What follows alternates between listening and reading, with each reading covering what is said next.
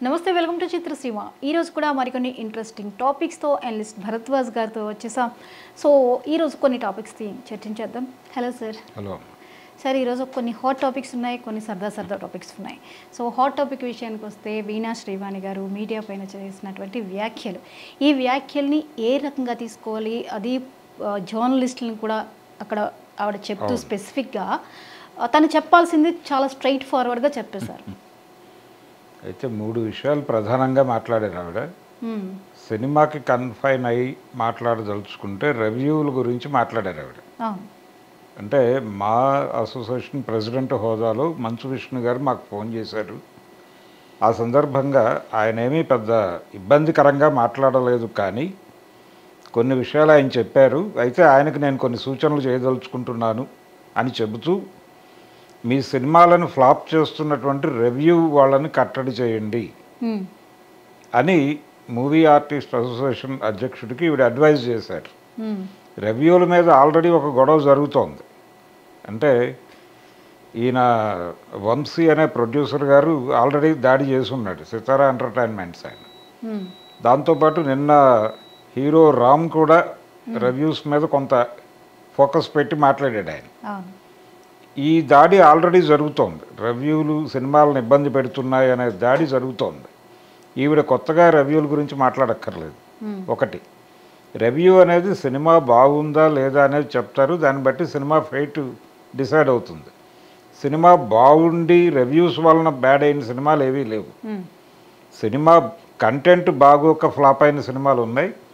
బాలేని సినిమాని బాలేదు అని చెప్పారు, బాలేని సినిమాని బాగుందని చెప్పినా జనం వెళ్ళలేదు.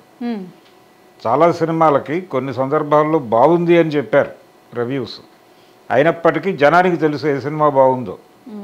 వాళ్ళు అంటే ఆవిడ ప్రజల్ని రెచ్చగొట్టే ప్రయత్నం కూడా చేశారు. ఒక రకంగా రెచ్చగొట్టడం అంటే మంచిదే. అది ప్రజలారా మీరు అవేక్ అవ్వండి, మీరు నిలబడండి, మీరు పోరాడండి, మీడియాకి వ్యతిరేకంగా మీరు హ్యాష్ ట్యాగులు పెట్టి గొడవ చేయండి అని చెప్పారు ఆవిడ.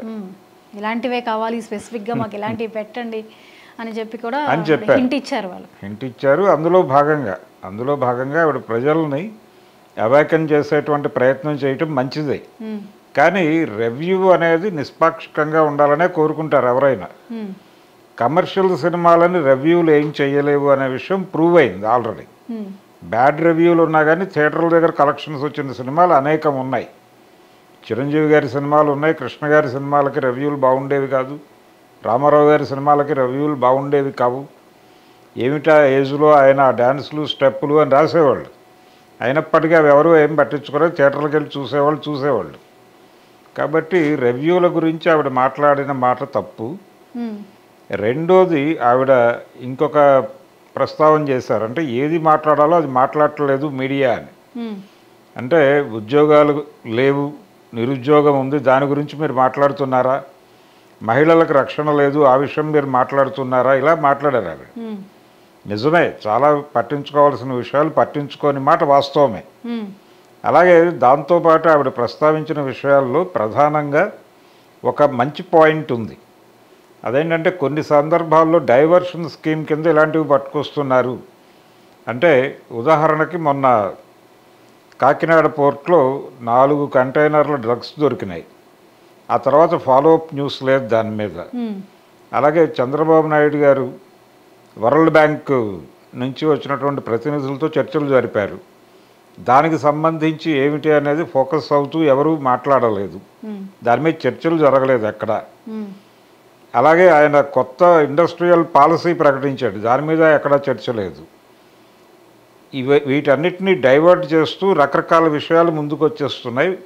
అందులో ప్రధానంగా మీరు ఫోకస్ చేస్తున్నవన్నీ కూడా అక్రమ సంబంధాల వార్తలే అని కూడా అన్నారు ఆవిడ. నిజమే, అంటే ఆ పాయింట్ నిజమే. అయితే ఇంకొక విషయం ఆవిడ మర్చిపోయారు. తనని తాను జర్నలిస్టుగా చెప్పుకున్నారు ఆవిడ. టీవీలో నేను చాలా ఇంటర్వ్యూలు చేశాను, 2 ఇంటర్వ్యూలు చేసిన వాళ్ళు జర్నలిస్టులు అయితే నేను కొన్ని వేల ఇంటర్వ్యూలు చేశానని చెప్పారు ఆవిడ.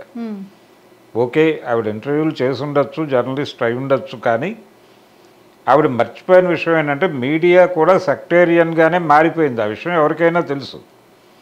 మారిపోయి ఒక్కొక్క మీడియా ఒక్కొక్క పార్టీకి అఫిలియేటెడ్గా మారిపోయి నడుస్తున్నటువంటి ఒక విచిత్రమైన సందర్భంలో మనం ఉన్నామనేది కూడా మాట్లాడాలి ఆవిడ. అది లేదు. రెండోది టోటల్గా ఆవిడ చెప్పదలుచుకుంది మీడియా చాలా దుర్మార్గంగా ఉంది, మీడియాలో ఇలాంటి వార్తలే సర్క్యులేట్ అవుతున్నాయి, పర్సనల్ ప్రైవసీని ఇబ్బంది పెట్టేటువంటి వార్తల మీదే వీళ్ళు చర్చలు పెడుతున్నారు, డిబేట్లు కండక్ట్ చేస్తున్నారు, ప్రజలకు ఉపయోగపడే విషయాలు మాత్రం మాట్లాడటం లేదు అని చెప్పారు. టోటల్ ఆవిడ చెప్పదలుచుకున్న విషయం అది.